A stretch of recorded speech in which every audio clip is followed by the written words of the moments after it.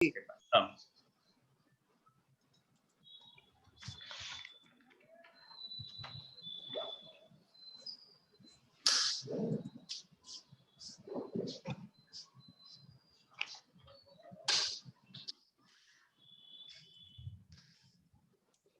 Narayan sir start. एक minute YouTube live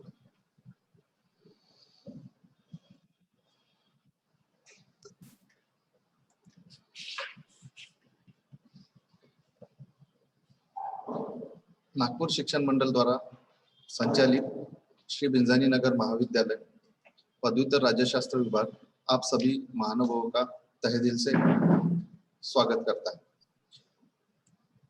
आदरणीय Gandhi sir, आदरणीय राठी सर, महाविद्यालय के प्राचार्य डॉक्टर सुजीत मैत्री सर, राज्यशास्त्र विभाग प्रमुख डॉक्टर संदीप तुंदुरवार सर, हमारे आज के प्रमुख अतिथि और मार्गदर्शक श्रीमती रोजी गुप्ता मैम, यहाँ पे जुड़े सभी महानुभाव, प्राध्यापक वृंद, संशोधक, विद्यार्थी और हमारे महाविद्यालय के छात्र, आप सभी का मैं तहे दिल से स्वागत करता हूँ।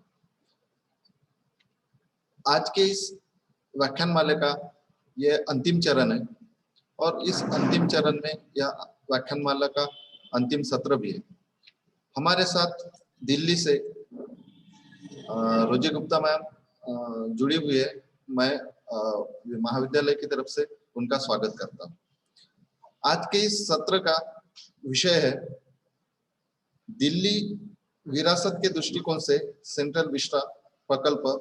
यह विषय आज के व्याख्यान का आज का यह विषय अध्ययन की दृष्टि से यह विषय नया है, क्योंकि हमारे भारत की जो संसद का जो प्रकल्प है उसके बारे में इस व्याख्यान में इसके बारे में उल्लेख होने वाला है। मैं राज्यशास्त्र विभाग प्रमुख डॉक्टर संदीप तुंदुरवार सर से निवेदन करता हूँ कि इस व्याख्यान का प्रस्तावना करें। धन्यवाद सर। मैं सर्वप्रथम आप सभी महानुभावों का सम्मानजनक के साथ में स्वागत करता हूँ, धन्यवाद भी देता हूँ और कृतज्ञता भी व्यक्त करता हूँ। नागपुर शिक्षण मंडल के सम्मानीय अध्यक्ष आदरणीय श्री ए के गांधी सर, संस्था के कार्यवाह आदरणीय श्री हरिजी राठी सर, महाविद्यालय के प्राचार्य और जिनके मार्गदर्शन में हमारे अपने ये अतिथि व्याख्यानों का हमने आयोजन किया, हमारे सम्मानीय प्राचार्य डॉक्टर सुजीत मैत्री सर, आज के प्रमुख अतिथि व्याख्याता आदरणीय रोजी गुप्ता मैम, हमारे विद्यार्थी, प्राध्यापक वृंद, संशोधक, छात्र, आप सभी का मैं यहाँ पर राजनीति शास्त्र विभाग की ओर से स्वागत करता हूँ और धन्यवाद भी देता हूँ। थोड़ी सी पृष्ठभूमि मैम हमारे महाविद्यालय और हमारे शायद थोड़ा सा हमारा जो विरासत है उसके बारे में आपके सामने मैं प्रास्ताविक के माध्यम से रखना चाहता हूँ। सही मायने में देखा जाए तो नागपुर शिक्षण मंडल द्वारा संचालित मध्य भारत का एक अग्रगण्य महाविद्यालय के नाम से श्री बिंजानी नगर महाविद्यालय अपनी एक पहचान है एवं उसका एक स्थान भी। भारत की स्वतंत्रता आंदोलन के साथ इस महाविद्यालय की यादें और जड़ें भी जुड़ी हुई है। दिलचस्प यह भी है कि यहाँ से पीवी नरसिंह राव जी ने पढ़ाई की, जो बाद में भारत के 12वें पंतप्रधान के तौर पर पदासीन हुए, जिन्होंने भारत को स्वर्णिम मुकाम पर पहुंचाने का भरकस प्रयास भी किया। उनकी सभी यादें इस महाविद्यालय के साथ में जुड़ी है। शायद यह भी कहना अतिशयोक्तिपूर्ण नहीं हो सकता कि स्वतंत्र भारत के संसदीय प्रणाली में उनका प्रवेश विदर्भ के खास तौर पर नागपुर से सटे हुए रामटेक मतदार संघ से हुआ। यह महाविद्यालय अब शताब्दी की ओर अग्रसर है, यानी यह संस्था भी एक शैक्षणिक विरासत के रूप में उभरी है। प्राचीन नागपुर नगरी की विरासत का यह एक अहम हिस्सा बनने जा रहा है। संस्थाओं के लिए खासकर जनता की भागीदारी से जो संस्थाओं की नींव डाली जाती है वह कहाँ तक कारगर रहेगी, अपने लक्ष्य तक पहुंचेगी, इस पर विश्वास होना और करना भी असंभव बन पाता है।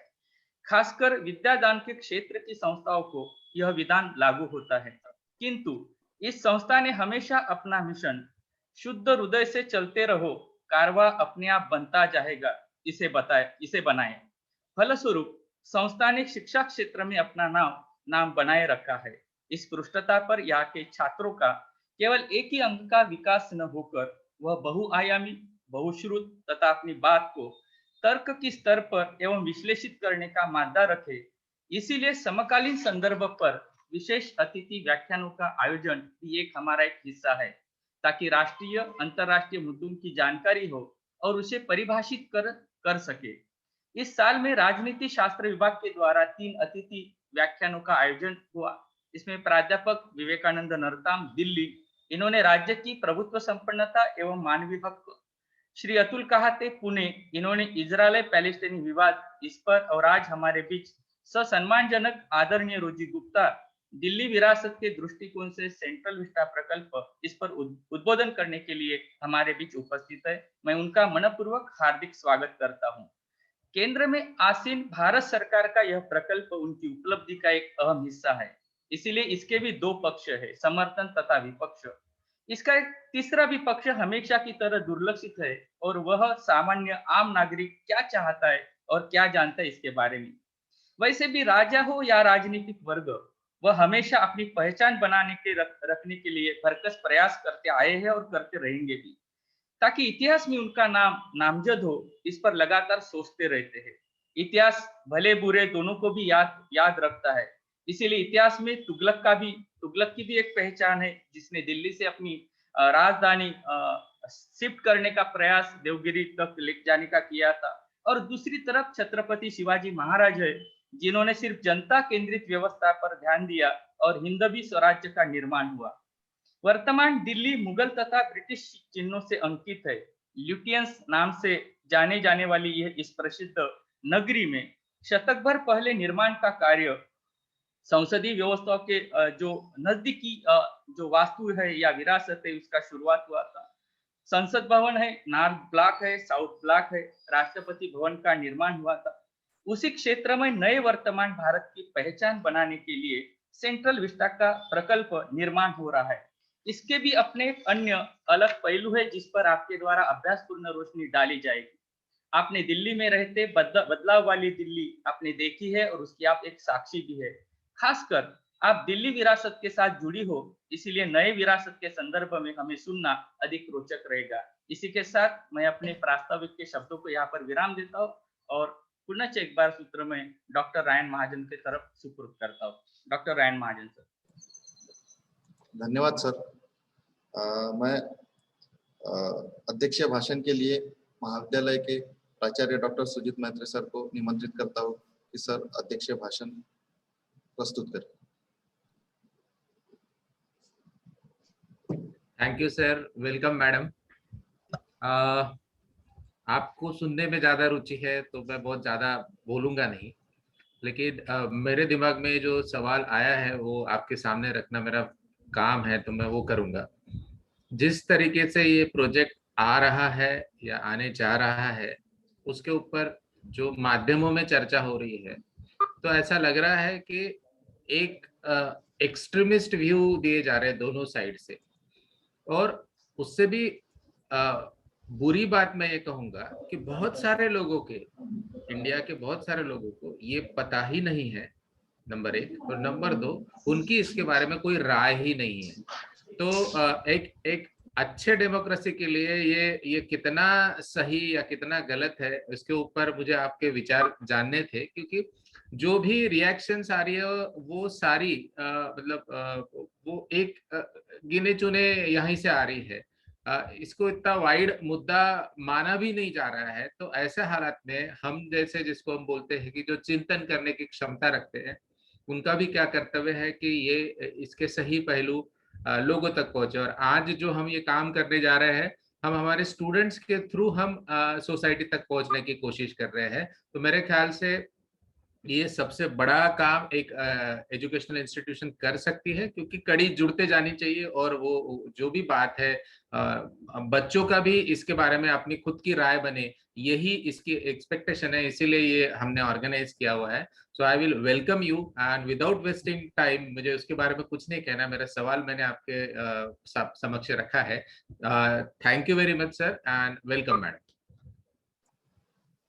यहाँ पर उपस्थित सभी महानुभावों को मेरा कोटि कोटि नमन, सभी विद्यार्थियों को मेरा नमस्कार और आशीर्वाद। मैं रोजी गुप्ता एक पीएचडी स्कॉलर हूँ, इग्नू से मेरी पीएचडी चल रही है, राष्ट्रपति भवन के ऊपर विषय है और मैं राष्ट्रपति भवन से पिछले 10 वर्षों से जुड़ी हुई हूँ और सेंट्रल विस्टा इस पूरे क्षेत्र से भली भांति वाकिफ हूँ क्योंकि मेरा ऑफिस यहाँ है, भारत का सर्वोच्च ऑफिस राष्ट्रपति भवन। हमारा रोज का आना जाना यहाँ से होता है। जो निर्माण कार्य हो रहा है ये सब हमारे सामने ही शुरू हुआ। कई बिल्डिंग्स जो विलुप्त हो जाएंगी, जिनका डिस्ट्रक्शन की आप लोग सुनते हैं, जैसे कि नेशनल म्यूजियम, IGNCA, इनसे भी मैं जुड़ी हुई हूँ। नेशनल म्यूजियम से मैंने मास्टर्स किया है, मास्टर्स इन म्यूजियोलॉजी। तो मेरी कोशिश होगी कि पक्ष और विपक्ष दोनों पहलुओं को आपके सामने रखूं और फिर मैं विद्यार्थियों के लिए और प्राध्यापकों के लिए स्वयं ही निर्णय करने के लिए छोड़ दूंगी कि उनकी निगाह में क्या सही है और क्या गलत। तो आइए हम शुरू करते हैं अपने इस व्याख्यान को।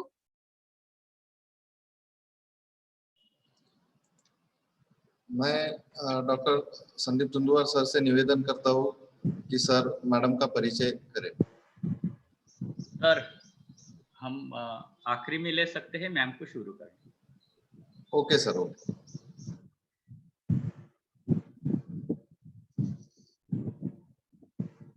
मेरे व्याख्यान का शीर्षक है central vista project in perspective of heritage of Delhi. Delhi के सातों शहर, दिल्ली का इतिहास बहुत लंबा इतिहास है। महाभारत कालीन राजधानी पांडवों की इंद्रप्रस्था से लेकर शाहजहानाबाद, शाहजहां द्वारा बनाई गई पुरानी दिल्ली और लुटियंस दिल्ली, नई दिल्ली जो भारत की राजधानी है। दिल्ली के 7 शहर, दिल्ली 7 बार बनी और 7 बार उजड़ी। सत्ता का केंद्र दशकों से, सदियों से रही है दिल्ली और हर शासक चाहता था कि दिल्ली को अपनी राजधानी बना। दिल्ली भारत के बिल्कुल मध्य में स्थित है और शायद उनकी सोच रही कि यहाँ से वो अपनी सत्ता का विस्तार सही मायनों में कर सकते हैं। अब मैं बताना चाहूंगी 7 cities of Delhi and their rulers. जैसे मैंने बताया, दिल्ली दुनिया के सबसे पुराने शहरों में से एक है और इसकी सभ्यता, इसका इतिहास हजारों साल से कायम है और हमेशा से सीट ऑफ पावर रही है कई शासकों की। चाहे वो महाभारत का इंद्रप्रस्थ शहर हो जो पांडवों की राजधानी रहा, क्योंकि दिल्ली का पुराना नाम इंद्रप्रस्थ भी था, और आज दिल्ली, नई दिल्ली भारत की राजधानी के रूप में। यूं तो 7 cities of Delhi phrase colonial era में कई हिस्टोरियंस के द्वारा कॉइन किया गया और यूजुअली ये इस्लामिक एरा सेटलमेंट्स, सल्तनत और मुगल रूलर्स को बताता है। तो यहाँ आपके समक्ष 7 cities ऑफ दिल्ली इंक्लूडिंग उनकी साइट्स मैं बताना चाहूंगी। सबसे पहले कुतुब मीनार कॉम्प्लेक्स। कुतुब मीनार दिल्ली की पहचान रही है। गुलाम वंश के राजा इल्तुतमिश ने इसकी स्थापना की। यूजुअली ये पूरा मेहरौली का एरिया है और 1192 से 1290 AD में इसका विकास हुआ, नई बिल्डिंग्स बनाई गई और पहले से ही स्थापित शहर लाल कोट और किला राय पथौड़ा में कई नई बिल्डिंग्स को इसकी बाउंड्रीज के अंदर बनाया गया। दूसरा शहर शिरी, जहां सिरी फोर्ट ऑडिटोरियम है जो एशियन गेम्स के दौरान बना, और सिरी अलाउद्दीन खिलजी ने विकसित की। आज भी इसके अवशेष सिरी फोर्ट कॉम्प्लेक्स के इर्द गिर्द देखे जा सकते हैं और ये 1303 AD के लगभग इसका निर्माण हुआ। तुगलकाबाद, जैसे सर ने बताया भी था, गियासुद्दीन तुगलक ने इसका निर्माण 1320 ईस्वी में हुआ। तुगलकाबाद किले के फोर्ट्स भी, इसके अवशेष भी दिल्ली में आज भी देखे जा सकते हैं। जहांपना, अभयारण्य दुनिया का, इसका लिटरली अर्थ है 2 लंबी दीवारें पहले से मौजूद 2 शहरों जिनका जिक्र अभी मैंने पहले किया, कुतुब मीनार कॉम्प्लेक्स और मेहरौली और सिरी, इसे मोहम्मद बिन तुगलक ने 1325 ईस्वी में बनाया। फिर फिरोजाबाद, जिसे फिरोज शाह तुगलक ने 1354 AD में, और छठा शहर दिल्ली का था दीनपना, यानी कि सेंचुरी ऑफ फेथ, दीन की जगह, जिसे शेर शाह सूरी ने बनाया। और ये पुराना किला जो कि लीजेंडरी इंद्रप्रस्था का हिस्सा था, वहां इसका विकास हुआ 1538 से 1545 एडी में। और अंतिम शहर, 7वां शहर पुरानी दिल्ली, शाहजहानाबाद, जिसे मुगल एम्परर शाहजहां ने बसाया 1638 टू 1649 एडी में, जिसमें लाल किला, जहां से प्रधानमंत्री झंडा फहराते हैं 15 अगस्त, लाल किले की प्राचीर से, और चांदनी चौक, जिसे पुरानी दिल्ली के नाम से भी जाना जाता है। और 8वां शहर मैं कहूंगी लुटियंस दिल्ली या नई दिल्ली। मेकिंग ऑफ रायसेना, राष्ट्रपति भवन जिसके केंद्र में है, जिसे लुटियन ने बनाया। 12 दिसंबर 1911 को जॉर्ज पंचम, ब्रिटेन का राजा, दिल्ली आया और उसने दिल्ली दरबार में दिल्ली को कैपिटल घोषित किया, क्योंकि पहले कलकत्ता अंग्रेजों की राजधानी थी। अंग्रेज अपनी राजधानी दिल्ली शिफ्ट करना चाहते थे। और अभी 2020 12 दिसंबर को नई दिल्ली ने 110 साल अपनी एग्जिस्टेंस के मनाए हैं। रॉयल अनाउंसमेंट हुई, जॉर्ज पंचम और क्वीन मैरी ने पहला पत्थर नई दिल्ली की स्थापना का लगाया किंग्सवे कैंप में 15 दिसंबर 1911 में। आज भी दिल्ली में वो जगह मौजूद है जहां दिल्ली को राजधानी बनाने की स्थापना जॉर्ज पंचम ने की थी। 2 आर्किटेक्ट चुने गए, एडविन लटियंस और हर्बर्ट बेकर, बहुत ही इलस्ट्रियस ब्रिटिश आर्किटेक्ट थे, जिन्होंने साउथ अफ्रीका और इंग्लैंड में भी कई बिल्डिंग्स बनाई। उन्हें जिम्मा सौंपा गया नई दिल्ली की बिल्डिंग्स को बनाने का। लुटियन जोन आज भी हम नई दिल्ली को कहते हैं। रायसेना पहाड़ी का हिस्सा चुना गया और सबसे ऊपर ब्रिटिश वायसराय का रेजिडेंस, यानी आज का राष्ट्रपति भवन, जिसे पहले गवर्नमेंट हाउस या वायसराय हाउस कहा जाता था। लुटियन ने ना केवल ये बिल्डिंग बनाई बल्कि इसके आसपास का लैंडस्केप और फर्नीचर भी डिजाइन किया। आज भी आप राष्ट्रपति भवन में जाइए तो इसके इंटीरियर्स में लुटियन का डिजाइन किया हुआ फर्नीचर, उसका नियो क्लासिकल आर्किटेक्चर आपको साफ दिखाई देगा। किंग्सवे कैंप, जिसको राजपथ हम कहते हैं, इंडिया गेट से गवर्नमेंट हाउस यानी आज के राष्ट्रपति भवन तक फैला हुआ है। दोनों ब्लॉक्स, नॉर्थ ब्लॉक और south block, flank the government house, यानी राष्ट्रपति भवन के दोनों तरफ नॉर्थ में नॉर्थ ब्लॉक और साउथ में south block. Central legislative council building, जिसे बाद में पार्लियामेंट हाउस का नाम दिया, इसे हर्बर्ट बेकर ने डिजाइन किया। नॉर्थ ब्लॉक और साउथ ब्लॉक का डिजाइन भी हर्बर्ट बेकर ने बनाया था। प्रथम विश्व युद्ध के आसपास कंस्ट्रक्शन शुरू हुई, 17 वर्ष लगे इसे पूरा होने में, और 10 फरवरी 1931 का दिन था जब लुटियंस दिल्ली का इनॉग्रेशन उस समय के वायसराय लॉर्ड अर्विन ने किया। इसके इंडियन कॉन्ट्रैक्टर थे सरदार सोबा सिंह और तेजा सिंह मलिक। सरदार सोबा सिंह सीपीडब्ल्यूडी के पहले इंडियन हेड भी थे, और 2 इंजीनियर जो कंस्ट्रक्शन के लिए रिस्पॉन्सिबल थे, उनका नाम था हारून अल रशीद, जो कॉन्ट्रैक्टर थे मेन बिल्डिंग के राष्ट्रपति भवन के, और नवाब अली, जिन्होंने मुगल गार्डन के बगीचे लगाए थे।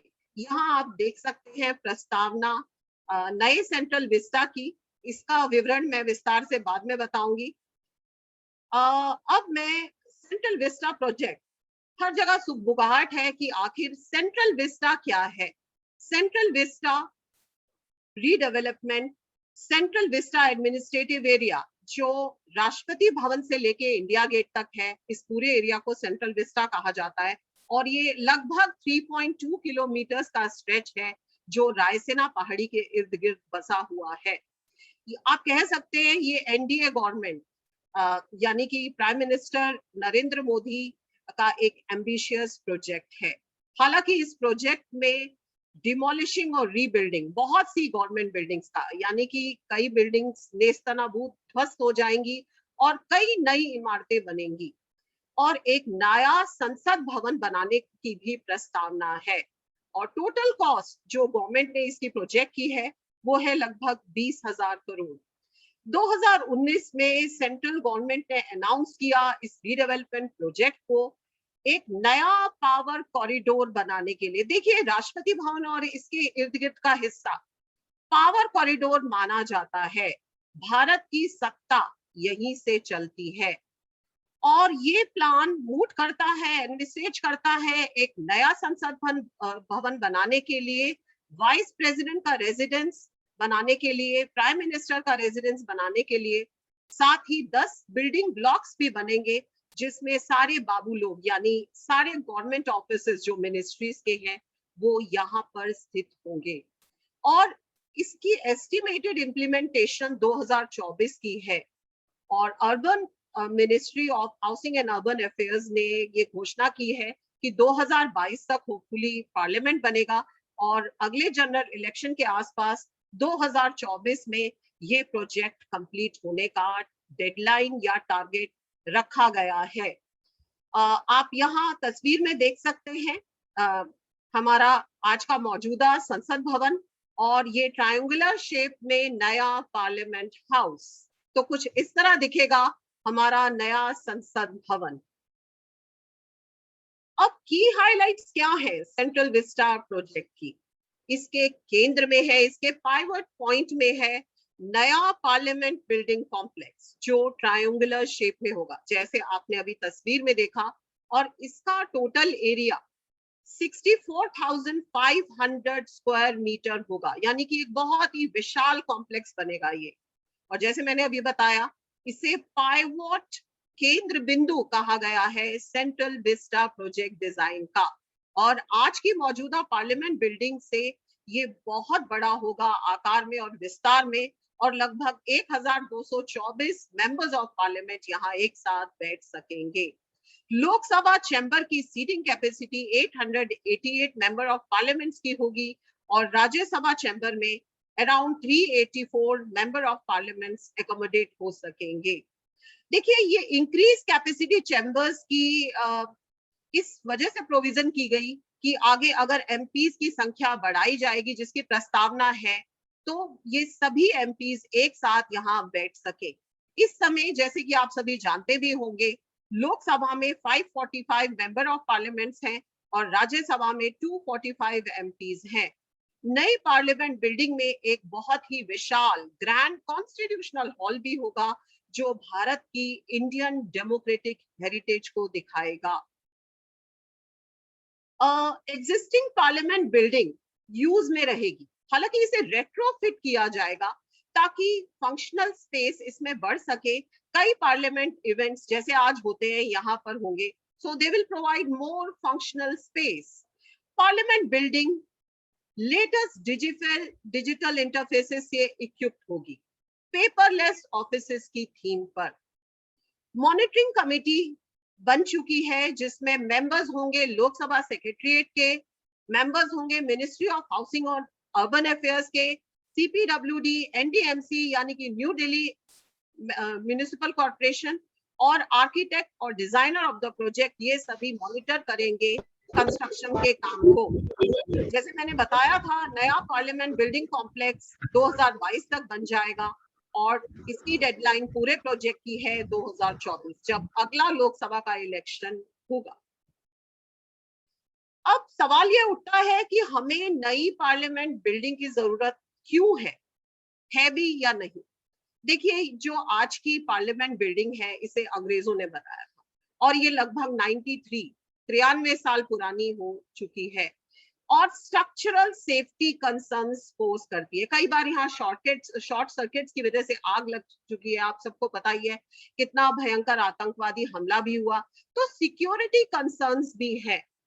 दिल्ली एक भूकंप जोन में है तो उसके लिहाज से भी स्ट्रक्चरल सेफ्टी कंसर्न्स बैठते हैं। मिनिस्ट्री ऑफ हाउसिंग और अर्बन अफेयर्स के अकॉर्डिंग इस समय की पार्लियामेंट बिल्डिंग हाईली स्ट्रेस्ड है और जिस तरह की सुविधाएं ये देती है, क्वालिटी ऑफ एमिनिटीज डिटोरेट हो रही है साल दर साल, मिनिस्ट्री ने कहा।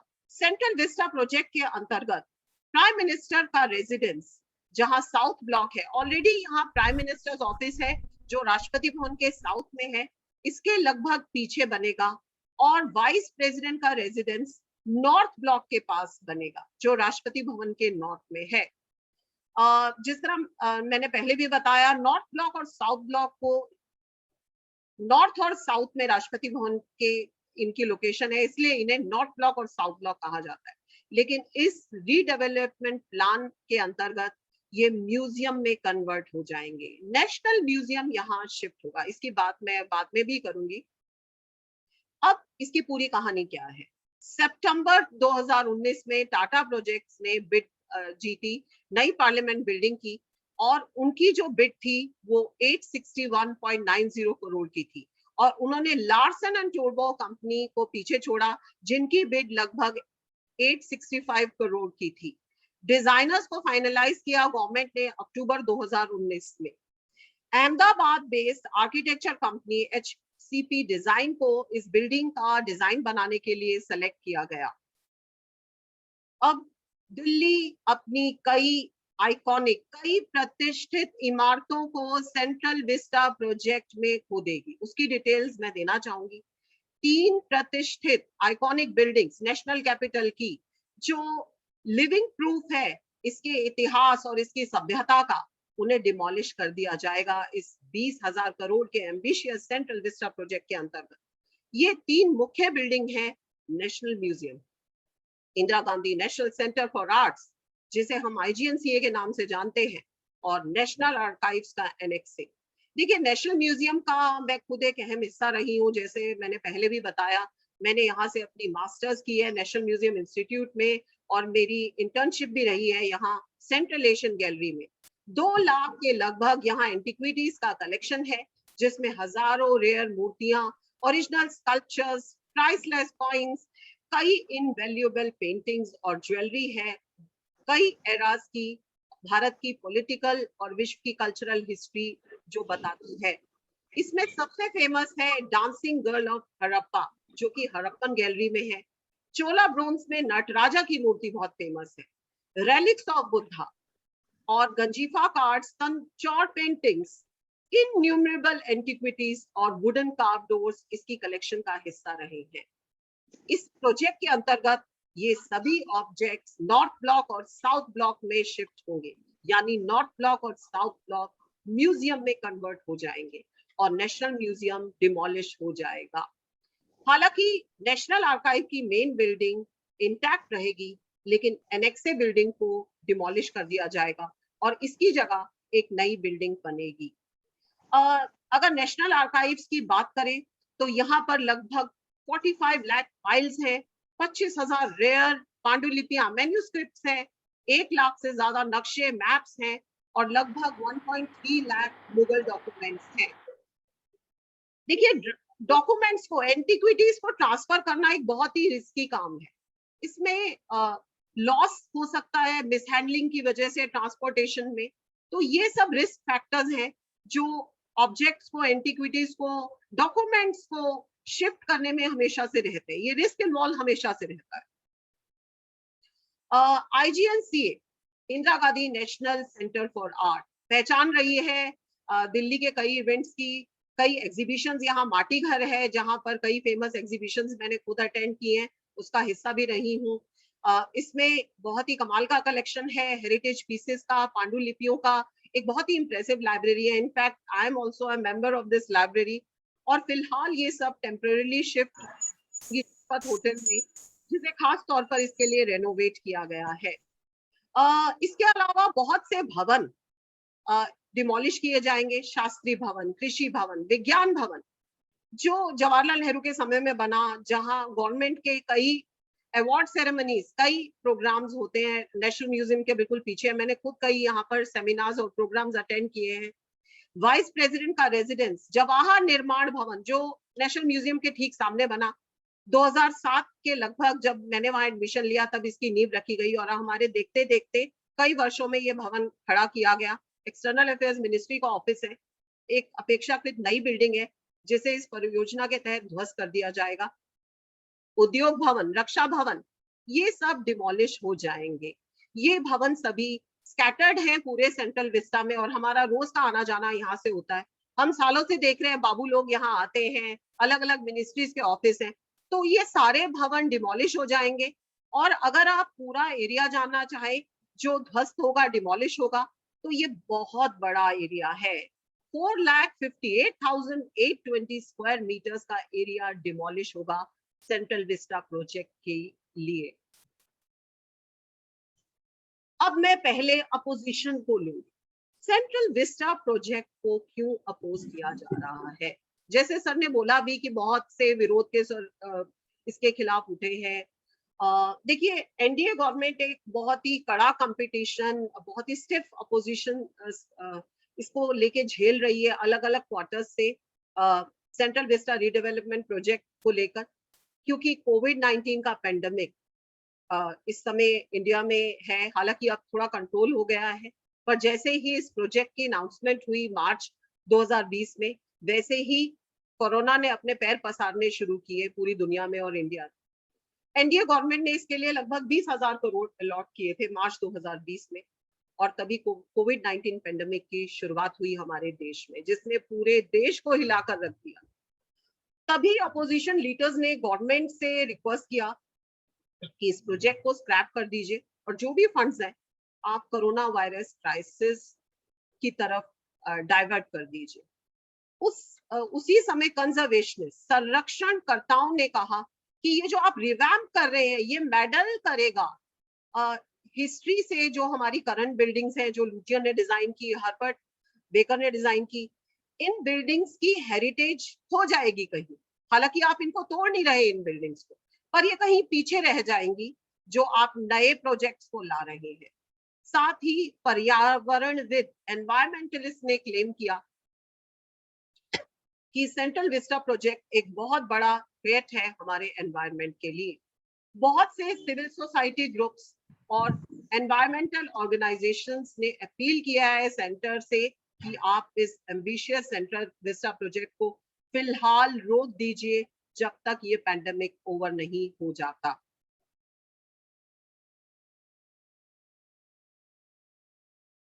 ये स्टेटमेंट इशू की एक साथ 65 ऑर्गेनाइजेशंस ने, और सेंट्रल गवर्नमेंट से रिक्वेस्ट किया कि इस प्रोजेक्ट को पॉज कर दीजिए और जितने भी आपके रिसोर्सेज हैं, पॉसिबल रिसोर्सेज हैं, इस समय इंडिया को जरूरत है इस पैंडेमिक को हैंडल करने की, तो आप यहाँ ये रिसोर्सेज यूटिलाइज कीजिए instead of going on with this vast project, जिसकी शायद उनके हिसाब से अभी जरूरत नहीं है। और साथ ही उन्होंने कहा कि ये ह्यूमन हेल्थ और एनवायरनमेंट, कोविड-19 ने हमको ये सिखा दिया है कि ये आपस में कोरिलेटेड है, तो इसलिए इस प्रोजेक्ट को अभी फिलहाल पॉज कर देना चाहिए, रोक देना चाहिए। विस्टास्केप, इसमें मैं कई तरह के सवाल उठाऊंगी जो एनवायरमेंटलिस्ट ने, कंजर्वेशनिस्ट ने, आर्किटेक्ट्स ने, सिविल सोसाइटी ग्रुप्स ने, एक आम आदमी ने भी उठाए हैं। तो विस्टास्केप में मैंने उन सवालों को लिया है। एक स्पेस की आइडेंटिटी कहां से बदलती है? नवीनता या विरासत से? मॉडर्निटी और ट्रेडिशन? तो आपको क्या चाहिए, नवीनता या ट्रेडिशन? मेरे हिसाब से दोनों का समन्वय होना चाहिए। पुराना तो रहेगा ही, साथ में नए के लिए भी जगह होनी चाहिए। दोनों का तारतम्य होना चाहिए, दोनों में एक लय होने चाहिए। पुराने के साथ साथ नए को भी जगह मिलनी चाहिए, पर ये आपकी सोच के ऊपर है, एक बैलेंस बना के रखना चाहिए। इंडिया का सबसे आइकॉनिक स्ट्रेच रीडेवलप होगा, तो यहाँ सवाल उठता है, हेरिटेज वर्सेस मॉडर्निटी, हमारी विरासत या नवीनता? आप एक आइकॉनिक नेशनल स्पेस जो इंडिया की पहचान रही है, जहां लोग आते हैं पिकनिक मनाने, अपना विरोध दर्ज करने, कई तरह के इवेंट्स में पार्टिसिपेट करने के लिए, कोई बाहर से भी आता है इंडिया के या किसी भी स्टेट से, तो वो इस सेंट्रल विस्टा को देखने के लिए जरूर आता है। तो क्या आप एकदम से स्ट्रिप कर देंगे इस आइकॉनिक नेशनल स्पेस की आइडेंटिटी को? क्या एक बंच ऑफ न्यू बिल्डिंग्स इस आइडेंटिटी को ऑल्टर नहीं करेंगी, जो हमारी डेमोक्रेसी की पहचान है? अब ये किसका आइडिया था और कब ये आइडिया जनरेट हुआ, कैसे ये सब शुरू हुआ? देखिए, ये 20 मार्च 2020 की बात है। गवर्नमेंट ऑफ इंडिया ने लैंड यूज चेंज किया 7 प्लॉट्स का दिल्ली में, जिसमें 6 प्लॉट्स एक पर्टिकुलर एरिया में थे दिल्ली के, और ये सभी 6 प्लॉट्स गवर्नमेंट ऑफ इंडिया ने गवर्नमेंट ऑफिस कैटेगरी के अंदर अप्रूव करवा लिए।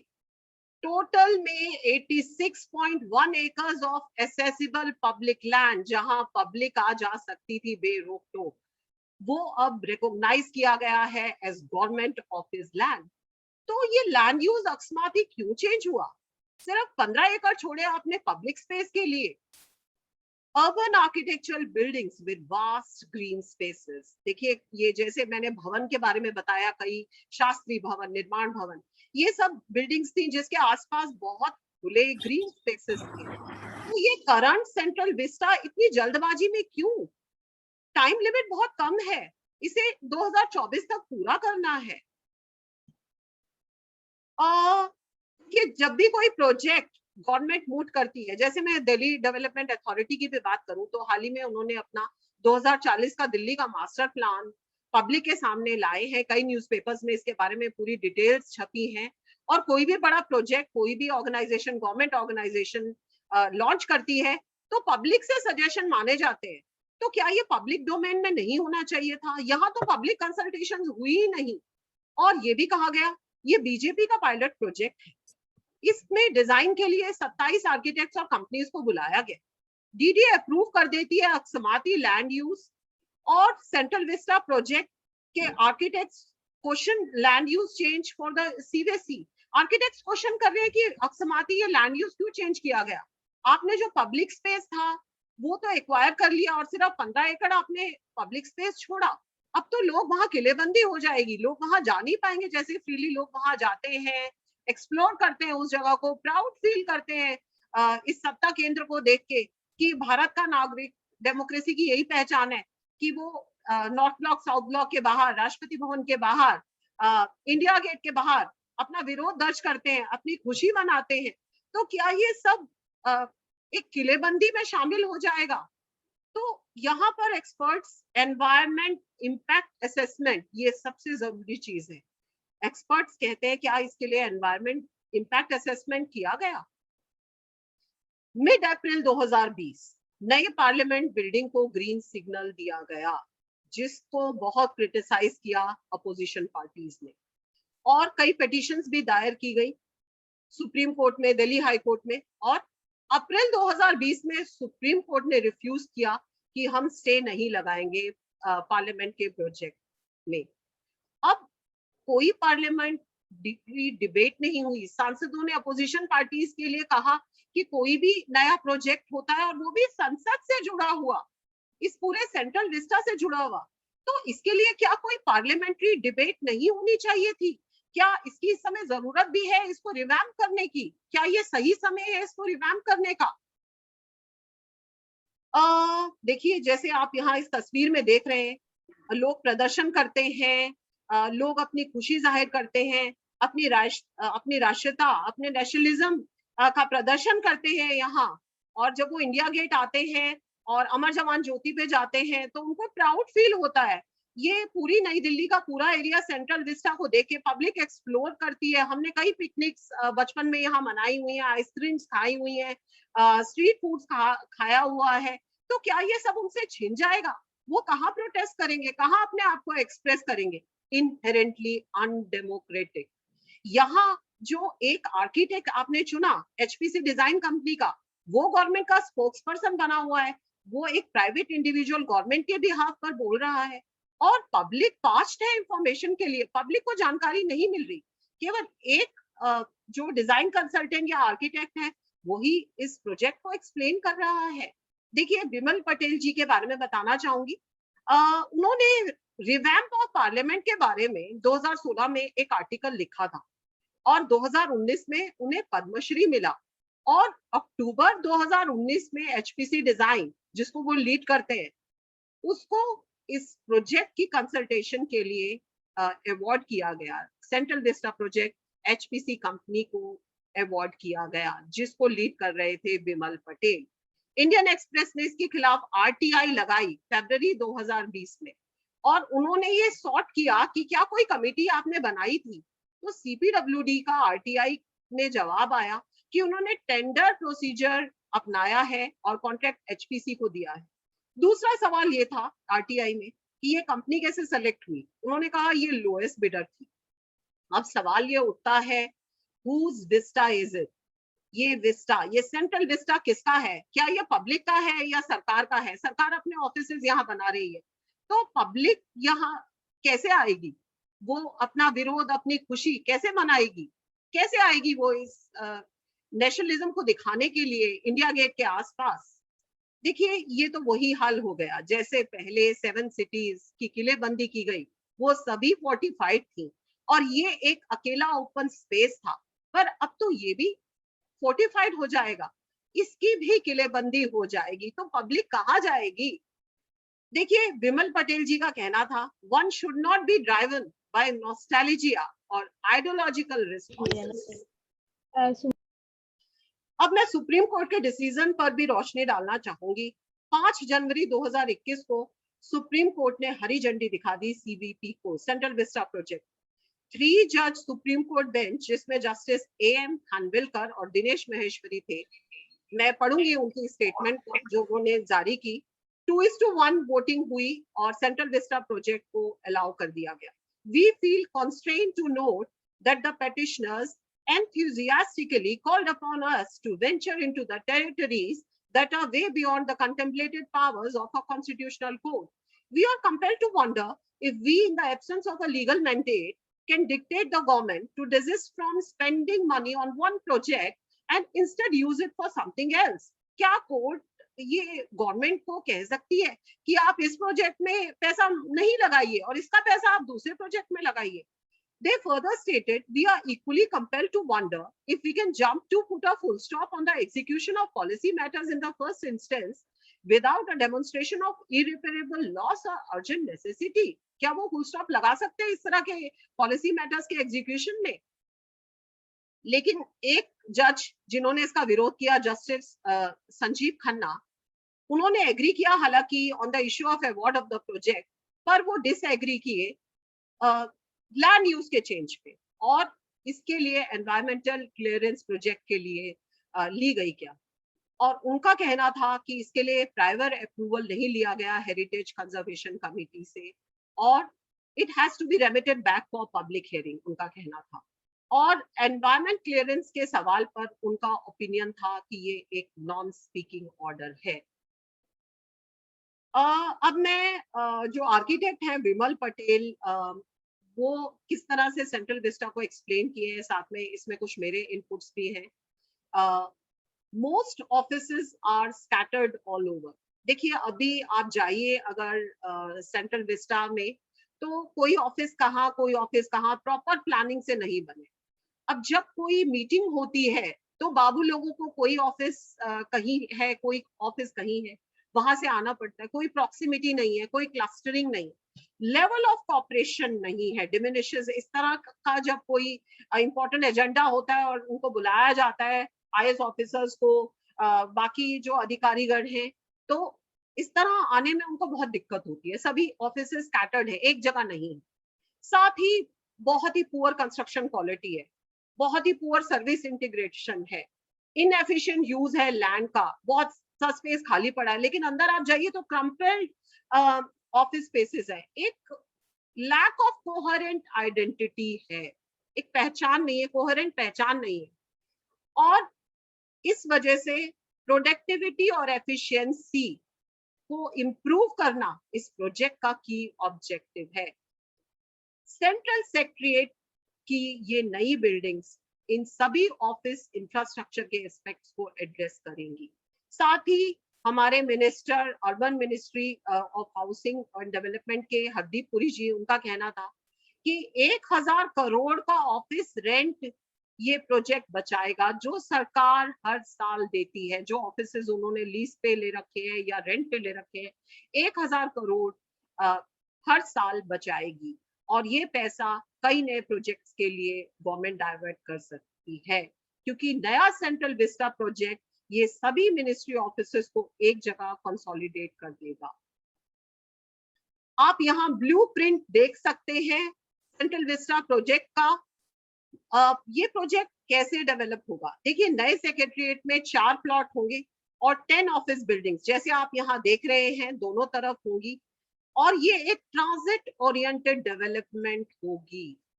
अब जो भी नए शहर बन रहे हैं वो सभी ट्रांजिट ओरिएंटेड डेवलपमेंट पर बेस्ड हैं। पूरा एनसीआर यहाँ मेट्रो से कनेक्टेड है। मैं खुद यहाँ सेंट्रल सेक्रेटरीट मेट्रो स्टेशन से आती जाती हूँ। सेंट्रल सेक्रेटरीट में येलो लाइन है जो हरियाणा गुड़गांव तक जाती है। यहाँ वायलेट लाइन है जो हरियाणा के दूसरे शहर फरीदाबाद और बल्लमगढ़ तक जाती है। आप यहाँ से चेंज कर सकते हैं मंडी हाउस, तो आप ब्लू लाइन से कनेक्ट हो सकेंगे जो गाजियाबाद और नोएडा तक जाती है। तो एक तरह से पूरा एनसीआर यहाँ मेट्रो के थ्रू कनेक्ट हो जाएगा। साथ ही जो भी ऑफिसर्स यहाँ मेट्रो से आएंगे, अंडरग्राउंड शटल्स होंगी जो उनको ले जाएंगी और वो सभी बिल्डिंग्स को कनेक्ट करेंगी। वो मेट्रो से उतरे, इन अंडरग्राउंड शटल्स में बैठे और बहुत ही कम समय में अपने ऑफिस में पहुंच गए। अब पीएमओ के लिए क्या फैसिलिटीज रहेंगी? देखिए, prime minister office south block में है और प्राइम मिनिस्टर के जो अधिकार हैं, जो फंक्शंस हैं, over the time they have change, विस्तार हुआ है प्राइम मिनिस्टर के फंक्शंस में। और इस समय जो रेजिडेंस है वो बहुत ही इनएडिक्वेट है उनके इस रोल के लिए। इसलिए एक state of art PM residence develop किया जाएगा साउथ ब्लॉक में। सेंट्रल विस्टा एवेन्यू एक सिविक गार्डन का काम करता है और एक स्टेज है हमारे नेशनल रिचुअल्स के लिए, जैसे कि 26 जनवरी का रिपब्लिक डे। आज आप वहां जाइए तो बहुत ही हैपहज़र्ड, आड़े तिरछे ढंग से पार्किंग की हुई है। टायर्ड, थका थका सा लैंडस्केप है, पार्किंग एमिनिटीज प्रॉपर नहीं है, पुअर लाइटिंग है, साइनेजेस प्रॉपर नहीं है, इंफॉर्मेशनल साइनेजेस या डायरेक्शनल साइनेजेस नहीं है। यहाँ बोट क्लब है लेकिन वो बहुत ही खस्ता हालत में है, वाटर फीचर भी बहुत पुअरली मेंटेन्ड है। दिल्ली के बहुत से लोग, बुजुर्ग लोग, या हमने भी बचपन में यहाँ बोट क्लब में बोटिंग की हुई है, पर अब आज जाइए तो बहुत ही खस्ता हालत, बहुत ही पुअरली मेंटेन्ड है ये। लैंडस्केप की बात करें तो बहुत पुराने पेड़ हो चुके हैं, 90 साल से ज्यादा पुराने पेड़ हो चुके हैं। ज्यादातर पेड़ अपनी लाइफ जी चुके हैं और they have come end of their life. अब मैं कुछ और फेवरेबल पॉइंट्स बताऊंगी। प्रपोजल फॉर लैंडस्केप, यहाँ फैसिलिटीज दी जाएंगी सिविक यूजर्स के लिए, एडिक्वेट पार्किंग की, बेटर फुटपाथ्स बनेंगे। आज यहाँ फुटपाथ्स प्रॉपर तरीके से नहीं बने तो हम स्टर्डी फुटपाथ्स और पाथवेज बनाएंगे, उनका कहना है। बेटर वाटर फीचर रहेगा, सस्टेनेबल लैंडस्केप रहेगा। जैसे राष्ट्रपति भवन आप में से कई लोग आए थे अपने ग्रुप को लेके, स्टूडेंट्स को लेके, तो यहाँ का लैंडस्केप बहुत ही खूबसूरत है। तो कुछ इस तरह का sustainable landscape they are planning to do here also. Proper organise parking रहेगी, बेटर साइनेजेस रहेंगे, कंफर्टेबल और रोबस्ट स्ट्रीट फर्नीचर रहेगा जहां लोग आराम से बैठकर विश्राम कर सके, और वेंडर्स के लिए प्लांट वेंडिंग एरियाज और सुख सुविधाएं रहेंगी। यहाँ पर ट्रैफिक की बहुत समस्या रहती है, तो पेडेस्ट्रियन अंडरपासेस बनेंगे जहां पर ट्रैफिक कंजेशन है, पेडेस्ट्रियंस उनको यूज कर सकते हैं और लोग ट्रैफिक को अवॉइड कर सकते हैं। इंडिया गेट के सामने जो पेव्ड एरिया है ये बहुत अच्छे से डेवलप किया जाएगा। बहुत अच्छे तरीके से यहाँ गुड क्वालिटी लाइटिंग होगी और यहाँ पर एडिक्वेट फैसिलिटीज होंगी। जैसे आप तस्वीर में देख रहे हैं, यहाँ रिपब्लिक डे परेड का दृश्य और यहाँ योगा डे का दृश्य। तो एक प्रॉपर फैसिलिटीज यहाँ पर अरेंज की जाएंगी कई तरह के इवेंट्स के लिए, जिसमें योगा डे या रिपब्लिक डे जैसे इवेंट्स भी शामिल हैं।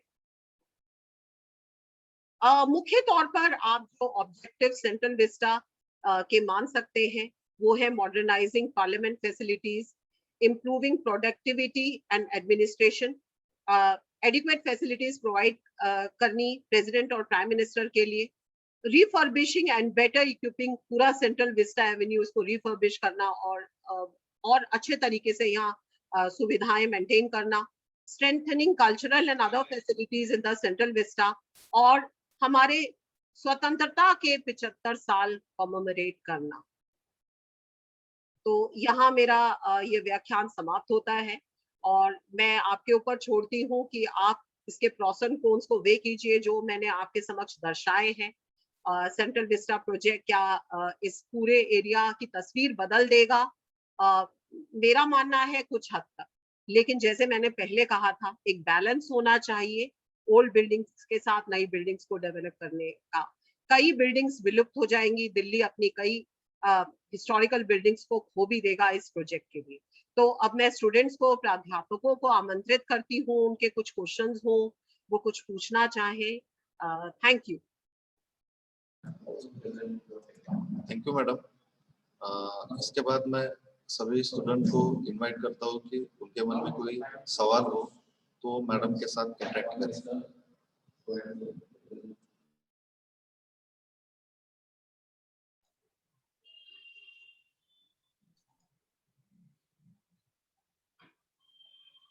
मैडम मेरा एक सवाल है, जी मैं जानना चाहता हूँ सवाल है यानी जो 26 जनवरी का रिपब्लिक डे की जो परेड होती है उसकी क्या सिचुएशन रहेगी, यानी वो तो 4-5 दिन वो तो प्रोग्राम चलता है जी जी जी और अभी सेंट्रल विस्टा बनने के बाद दोनों तरफ की जो जगह है वहां पर अगर पूरा का पूरा ऑफिसेज बन रहा है या नए तरीके से उनका निर्माण हो रहा है तो उसका क्या रहने वाला है, स्थान क्या रहेगा और क्या है सिचुएशन? देखिए, जो ये भवन जैसे मैंने आपको बताया, इनफैक्ट अगर आप दिल्ली आए अभी तो ये सब रोड्स जो है ब्लॉक कर दी गई है। पहले हम संसद भवन के पीछे से जाते थे, अब वहां जोर शोर से काम चल रहा है और ये सभी रोड्स बंद कर दी गई हैं। इंडिया गेट की तरफ की भी रोड बंद कर दी गई है, अब पब्लिक वहां नहीं आ जा सकती। और ये जो उम्मीद है कि 26 जनवरी तक ये सब खुल जाएगा, बहुत जोर शोर से इस पे काम हो रहा है। और 26 जनवरी परेड से पहले ये जो मेन राजपथ के दोनों तरफ गार्डन्स हैं, they will be well maintained और एक नए रूप में आप पूरे राजपथ को देखेंगे। तो ये सरकार का कहना है और जो हम सुन रहे हैं और आंखों देख रहे हैं, क्योंकि हमारा रोज का आना जाना है, बहुत अच्छे तरीके से मॉडर्न एमिनिटीज के साथ they are going to develop all this. और hopefully till 26 January you will see a revamped and refurbished Rajpath. Public जो परेड है वो शुरू ही रहेगी, उसमें कुछ बिल्कुल रुकावट बिल्कुल नहीं आएगी। बिल्कुल, देखिए ये तो पहचान है हमारी। हाँ हाँ। हम अपने गणतंत्र की शुरुआत हुई 26 जनवरी को और ये हम सब उत्सव की तरह मनाते हैं और लोग दूर दूर से 26 जनवरी की परेड को देखने के लिए आते हैं। तो ये एक बेटर तरीके से, व्यवस्थित तरीके से रहेगी। आप और देखेंगे एक नए तरीके से परेड का रूट वही रहेगा और सेंट्रल पैसेज बहुत जल्दी खुल जाएगा। Thank you ma'am. और जो पुराना संसद भवन है क्या वो कन्वर्ट हो जाएगा म्यूजियम में या अलग विरासत के रूप में रहेगा? नहीं, जैसे मैंने जिक्र भी किया, ये बिल्कुल पीछे बनेगा ट्रायंगुलर शेप और ट्रायंगुलर शेप के पीछे भी कई विवाद हुए। इसे हिंदुइज्म से लेके जोड़ा गया, हालांकि इसमें हमारा श्री यंत्र है वो भी ट्रायंगुलर है। आप हुमायूं के मकबरे में जाइए तो उसके विंडोज भी आपको ट्रायंगुलर शेप मिलेगी और इसमें ध्वजाएं भी होंगी, स्पाइरल्स भी होंगे, शिखर, जो मीनारे जैसे हमारे मंदिरों में या मस्जिदों में या गुरुद्वारों में या चर्चेज में होती है। तो एक तरह से ये सभी धर्मों का सम्मान करते हुए इसका डिजाइन बनाया जाएगा, इसकी रूपरेखा बनाई जाएगी। और पहले म्यूजियम बनाने का प्लान था, सुनने में ये आया था कि पार्लियामेंट को भी एक म्यूजियम में कन्वर्ट कर देंगे, पर अब नॉर्थ ब्लॉक और साउथ ब्लॉक म्यूजियम बनेंगे, नेशनल म्यूजियम के ऑब्जेक्ट्स यहाँ आ जाएंगे और इसका उपयोग होगा, जैसे मैंने इसमें बताया भी था, इसको रेट्रोफिट किया जाएगा, नई एमिनिटीज के साथ इंफ्रास्ट्रक्चर को इम्प्रूव किया जाएगा और कई इवेंट्स यहाँ पर, पार्लियामेंट्री इवेंट्स यहाँ पर होते रहे। तो नए के साथ साथ पुराना भी रहेगा।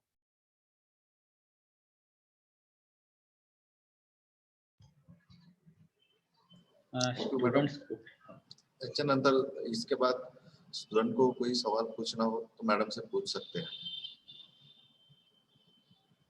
Hello ma'am, good morning. Good morning. हम इस प्रोजेक्ट को सस्टेनेबल कह सकते हैं क्या? देखिए, कई इसमें सोलर लाइट का यूज करेंगे, एनवायरनमेंट को कोई नुकसान ना पहुंचे, इस तरह से जो कंस्ट्रक्शन टेक्निक्स है दे आर यूजिंग दिस। पेड़ लगाएंगे, मैं आपको अगर आंकड़ा दूं तो इसमें 326 पेड़ होंगे इस नए प्लॉट में और 250 ट्रीज ऑलरेडी हैं एग्जिस्टिंग बिल्डिंग में। 194 पेड़ काटे जाएंगे इसके लिए। और जो इन्फ्लक्स है जो लोगों का यहाँ पर इस समय 3200 लोगों का है और जब ये पूरा नया कॉम्प्लेक्स बन जाएगा तो influx of people it will be around 9500 workers.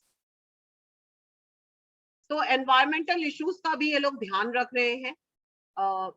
जिस तरह से इसके खिलाफ आवाज उठ रही है, I think they are using the new techniques ताकि एक सस्टेनेबल बिल्डिंग बने।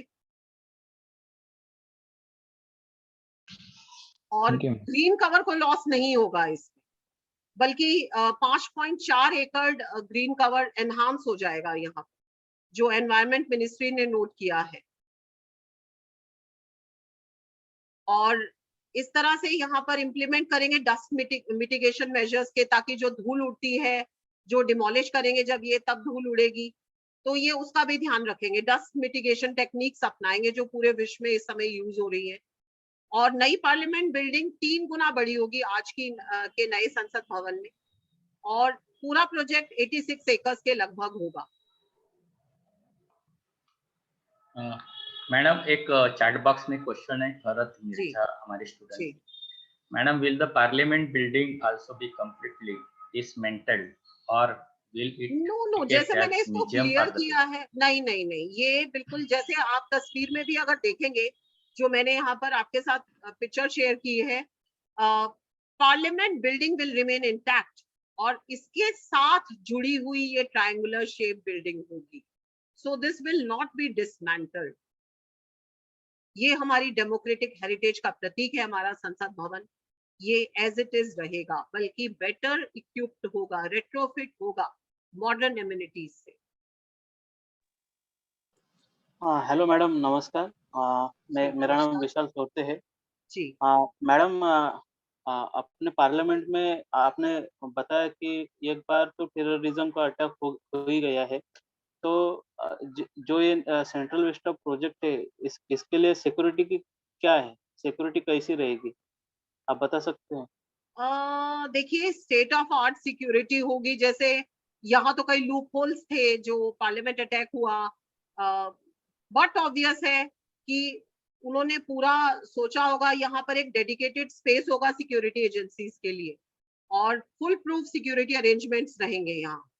जैसे वहां पर इस तरह का कोई डेडिकेटेड स्पेस नहीं था सिक्योरिटी अरेंजमेंट्स के लिए, क्योंकि एक पुरानी बिल्डिंग थी, तो उसको उन्होंने अपनी सुविधाओं के हिसाब से रेट्रोफिट किया। सीलन की प्रॉब्लम, शॉर्ट सर्किट की प्रॉब्लम, और रोडेंट्स की प्रॉब्लम वहां रही है। हमारी पूर्व स्पीकर मीरा कुमार ने भी, कई संसद सदस्यों ने भी इसके लिए बोला था। एमपीज के लिए जगह नहीं है, एमपीज के ऑफिसेज नहीं है, बहुत लिमिटेड ऑफिस स्पेसेस है। तो 1000 मॉडर्न एमिनिटी से इक्विप्ड ऑफिस स्पेसेस बनेंगे सभी एमपीज के लिए। सभी का अपना ऑफिस होगा जो पेपरलेस ऑफिस टेक्निक पर आधारित होगा, उनकी अपनी स्पेस होगी इसमें।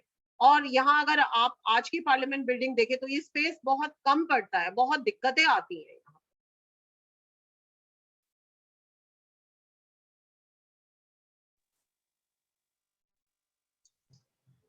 Any other question?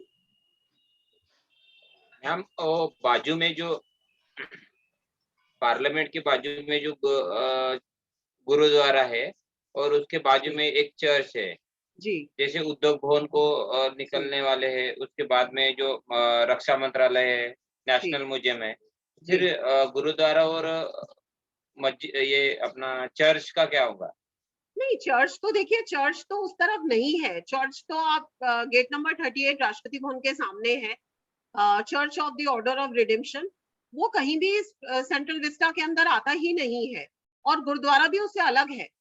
That is not a part of the central Vista, वो बिल्कुल अलग है। वो जो लोकेशन है, क्योंकि हमारा तो वहाँ रोज का आना जाना है, वो इसमें नहीं आता है, सेंट्रल विस्टा में नहीं आता है। राजपथ जिसको आप कहते हैं पूरा 3.2 किलोमीटर स्ट्रेच, उसमें वो नहीं आता है। गुरुद्वारा रकाबगंज राष्ट्रपति भवन के बिल्कुल पीछे की तरफ है, जहाँ सेंट्रल सेक्रेटरीट का मेट्रो ये आपका बस स्टॉप है। और चर्च बिल्कुल गेट नंबर 38 के सामने है, वो नॉर्थ एवेन्यू की तरफ है। सो वो कहीं भी इसके रास्ते में नहीं आता। सो वो इंटैक्ट ही रहेंगे।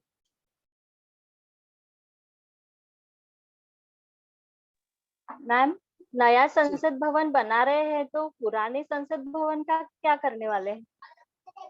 देखिए, इसको भी इस्तेमाल करेंगे कई पार्लियामेंट्री फंक्शंस के लिए, और इसका यूटिलाइजेशन होगा। ऐसा नहीं है कि हम नए संसद भवन को बंद कर देंगे, पर इसका कई तरीके से, जैसे राष्ट्रपति आते हैं, यहाँ का iconic central hall of parliament है, जहाँ दोनों सदनों को संबोधित करते हैं। कई इवेंट्स होते रहते हैं, कई फंक्शंस को यहाँ सेलिब्रेट किया जाता है, तो ये एज इट इज रहेगा। बट हाँ, नए के साथ साथ वहाँ ज्यादा अरेंजमेंट होगा, पर इसको भी प्रॉपर तरीके से यूटिलाइजेशन होगा। ऐसा नहीं है कि इसको बंद करके रख दें। ये मैंने इसका जिक्र किया है ऑलरेडी, किस तरह से इसको रेट्रोफिट किया जाएगा मॉडर्न एमिनिटी से, और इसका इस्तेमाल कई पार्लियामेंट्री फंक्शंस के लिए किया जाता रहेगा। थैंक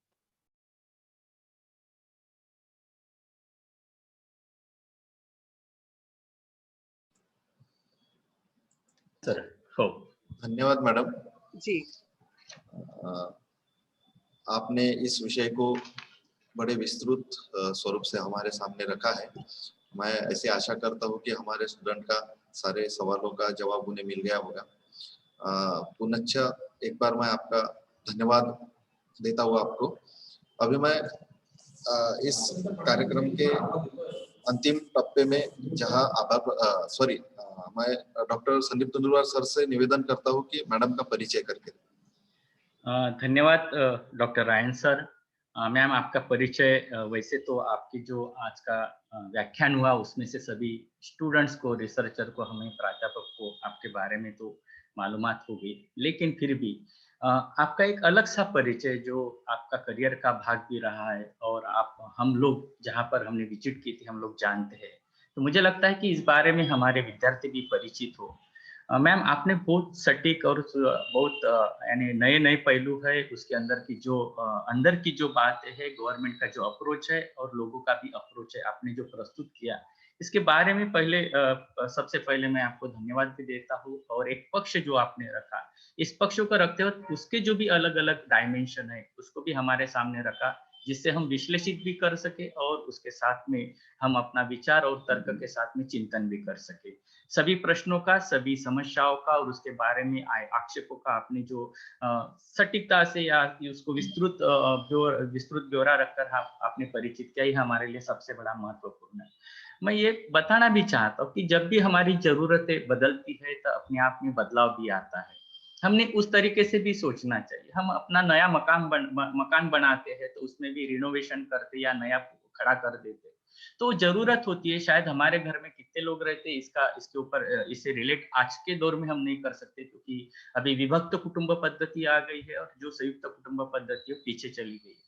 लेकिन जो भारत का जो डेमोक्रेसी, जहाँ से हमारी लोकतंत्र चलता है, लोगों तक हम पहुंचते हैं, उनके बारे में पॉलिसी रखते हैं, उसके ऊपर निर्णय लेते हैं, अगर वो जगह छोटी हो तो शायद हमारा चर्चा करना, वहां बैठना और वहां से कुछ नए बदलाव लाने के लिए जो मुश्किलें हैं, वो मुश्किलों को पार करके ऊपर जाने के लिए सेंट्रल विस्टा प्रकल्प शायद कारगर रहेगा और रहेगा भी। और इसीलिए हमने इस तरीके से भी अगर देखने की कोशिश की, हम सेंट्रल विस्टा के बारे में हम जो अपना विपक्ष है या उसका जो तर्क देते हैं उसको हम मान सकते हैं या उसके ऊपर उठकर हम चर्चा भी कर सकते हैं। सिर्फ बात है हालात की, वर्तमान संदर्भ का अगर हम देखते हैं तो उस वक्त के लिए जो चर्चाई हुई थी कि आज का माहौल इस तरह का नहीं है कि हमारा पैसा कहाँ लगाया जाए और कहाँ कौन से इस पर खर्चा किया जाए। इसीलिए शायद वो रिट पिटीशन जो सुप्रीम कोर्ट तक चली गई थी उसके पीछे का जो उद्देश्य था वो अलग सा था। लेकिन नए निर्माण के बारे में हम विरासत जो बनाते हैं वो भी हमारा एक सांस्कृतिक अंग बन जाता है, और ये सांस्कृतिक अंग भारत की संविधान के प्रति जोड़ा भी जाता है और हम देखते भी है, वो डायरेक्टिव प्रिंसिपल के साथ हो या फंडामेंटल राइट्स के भी साथ हो। मैम, आपने जो हमारे सामने बात रखी है, मैं कुछ शब्दों में आपका जो परिचय है वो हमारे छात्रों के सामने और हमारे प्राध्यापक गण के सामने मैं रखना चाहता हूँ। सही मायने में अगर देखा जाए तो दिल्ली की जो विरासत है उसका चलता फिरता आप कोश हो। इसका परिचय ही इन कुछ शब्दों में अंतर्भूत है कि आपको जो आप परिचित है दिल्ली से और हमको शायद वाकिफ करते हो इस बारे में, हम आपका जो परिचय है उसमें अंतर्भूत मुझे लगता है। राष्ट्रपति भवन के साथ की जुड़ी हुई आत्मीयता हमें तब पता चलती है जब आप उसका हिस्सा बने हुए हैं। फरवरी 2020 में हमारे राजनीति शास्त्र विभाग ने राष्ट्रपति भवन का दौरा किया था। तब संयोगवश से मार्गदर्शन करने के लिए आप ही हमें प्राप्त हुए थे। आपने जिस बारीकिया से, जिस तरीके से आपने जुड़े हुए हर पहलू से हमें अवगत कराया, तब हम अचंभित भी रहे थे और रोमांचित भी हो उठे थे। प्रस्थान करते वक्त तक हमें ऐसे लग रहा कि मैडम राष्ट्रपति भवन निर्माण से लेकर उसके प्रवासी इतिहास का एक मुख्य अंग हो। इतनी अद्वैता से आपने हमें परिचित करवाया। शायद आपके इस कुशलता पहलू की वजह से आपका मार्गदर्शन हेतु वहां पर जो नियुक्ति रहती है, जब भारत के विश्व स्तर के हो, भारत के स्तर पर हो या विश्व स्तर के जो प्रसिद्ध व्यक्ति आते, उन्हें आप राष्ट्रपति भवन के बारे में सभी जानकारी देते आए हैं। इनमें भारत के वर्तमान पंतप्रधान नरेंद्र मोदी, प्रिंस एडवर्ड, रतन टाटा, सुंदर पिचई, नासा के वैज्ञानिक, भारत के विभिन्न राज्यों के राज्यपाल, राजदूत, मंत्रीगण सदस्य, विभिन्न राज्यों के मुख्यमंत्री एवं अनेक शीर्षस्थ गण नेतृत्व इसमें शामिल है। आपका लगाव भारत के प्राचीन विरासत के साथ अधिक गहरा तथा आत्मीयतापूर्ण है। दिल्ली चैप्टर की आप एक अहम हिस्सा रही हो, आप उसका एक भाग भी हो। दिल्ली विरासत के साथ जुड़ी यादें, उस पर किया गया कार्य आपके रचनात्मक कार्य में हमेशा झलकते हुए दिखाई देता है। अंतरराष्ट्रीय या राष्ट्रीय संगोष्ठी हो, उसमें शोध निबंध के माध्यम से एवं रिसोर्स पर्सन के नाते हमेशा आपने विरासत संरक्षण तथा संवर्धन की पहल की है। श्रीलंका हो या भारत के खजुराहो, दिल्ली, उत्तराखंड के अन्य स्थानों में आपने जो जोरकस अपना पक्ष रखा है, उससे आपकी छवि भी परिचित होती है और उसका जो गहरा अध्ययन है वो भी हमें परिचित करवाता है। आपने इसी विषय पर संगोष्ठी क्या भाई आयोजन किया था। छात्र नेतृत्व, सहपाठी, बुद्धिजीवियों में जागरूकता लाने पर आपका हमेशा प्रयास रहता है। आप नवयुवक प्रेम सभा कोशिश, इस एनजीओ के साथ आप जो योगदान दे रहे हो, जुड़े हुए हो, वह गरिमापूर्ण तथा सराहनापूर्ण है।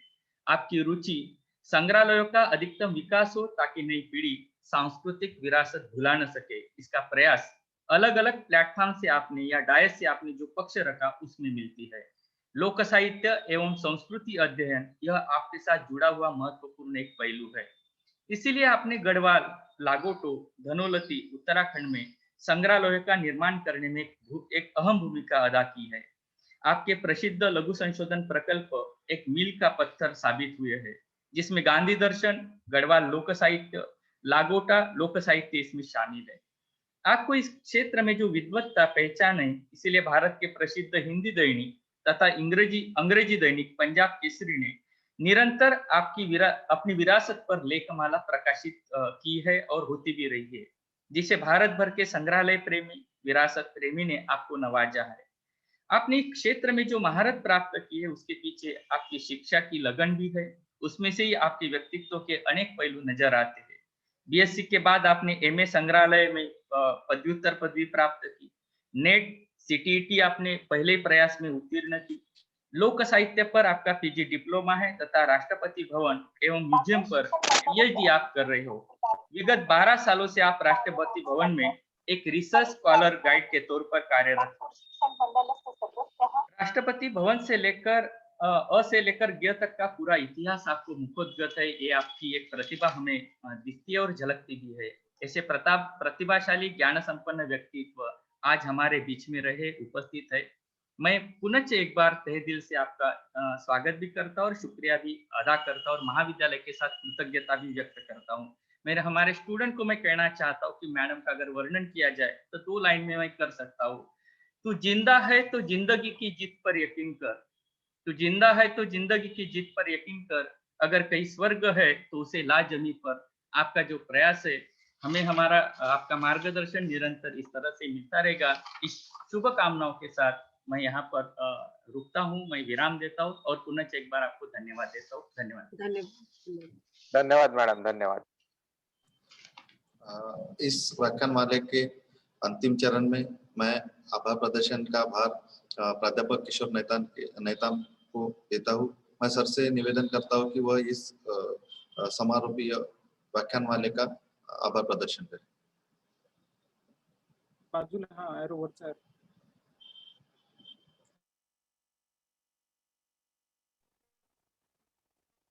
हाँ, हॅलो, नमस्कार सर. सर, आवाज येऊन राहिला माझा? आवाज येतोय. हाँ, आप सभी को मेरा आदरपूर्वक नमस्ते। मैं धन्यवाद ज्ञापन के लिए मैं यहाँ उपस्थित हूँ। पिछले 2 घंटे से हम सभी ज्ञान धारण करने के लिए यहाँ जुड़े हैं। ये प्रतिभा संपन्न अतिथि को यहाँ आमंत्रित करने के लिए जिन्होंने हमें अवसर प्रदान किए, हमारे महाविद्यालय के प्राचार्य और कार्यक्रम के आज के कार्यक्रम के अध्यक्ष डॉक्टर सुजीत मैत्रे सर, उनका मैं दिल से स्वागत करता हूँ और आभार व्यक्त करता हूँ। खुशियां भरी इस महफिल में आज अपनेपन का ये एहसास हुआ है। आपकी गरिमामयी उपस्थिति पाकर यह कार्यक्रम खास हुआ है। हमारे यहाँ पर आज के जो प्रमुख वक्ता उपस्थित प्रतिभाशाली और नावीन्यपूर्ण भाषण ने हमें आकर्षित किया है। आदरणीय मैम, आपके शब्दों में से हमें प्रेरणा मिली है। मैं आपका हमारे संस्था की वती से और राजनीति विभाग के तरफ से आभार व्यक्त करता हूँ। हमारे यहाँ पर रोजी गुप्ता मैम उपस्थित रही और हमारे बच्चों के साथ जुड़े और दिल्ली में भी हमारे साथ जो हम राष्ट्रपति भवन एजुकेशनल टूर के लिए जाते हैं वहां पर भी हमें जो मार्गदर्शन करते हैं उनका मैं हमारे विभाग की ओर से और हमारे संस्था के ओर से मैं मैम का आभार व्यक्त करता हूँ और उनके प्रति कृतज्ञता व्यक्त करता हूँ। और हमारे ये कार्यक्रम में जिन जिन लोगों ने यानी हमारे विभाग महाविद्यालय के प्राध्यापक वर्गों ने हमें मार्गदर्शन किए, उनका सबका मैं आभार व्यक्त करता हूँ। और ये कार्यक्रम और जिनके मार्गदर्शन से ये कार्यक्रम हमने आयोजित किया, हमारे विभाग के राजनीति विभाग के प्रमुख डॉक्टर संदीप तुंडुवा सर, उनका भी मैं आभार व्यक्त करता हूँ और उनके प्रति मैं कृतज्ञता व्यक्त करता हूँ। और जिन सभी पार्टिसिपेट ने हमारे साथ 2 घंटे से जुड़े हुए हमारे श्रोतागण और हमारे विद्यार्थी मित्र पिछले 2 घंटे से हमारे साथ जुड़े हुए, उनका मैं आज के ये कार्यक्रम में उपस्थित रहने के लिए उनका भी आभार व्यक्त करता हूँ। और अध्यक्ष हमारे कार्यक्रम के जो संचालन है डॉक्टर नारायण महाजन सर, उनका भी मैं आभार व्यक्त करता हूँ। और हमारे जो महाविद्यालय के कानेम्या चौधरी सर, घरत सर, उनका भी मैं आभार व्यक्त करता हूँ। और अध्यक्ष के अनुमति से आज के कार्यक्रम का यहाँ पर समाप्त हुआ ऐसे मैं जाहिर करता हूँ। धन्यवाद सर। Narayan sir, recording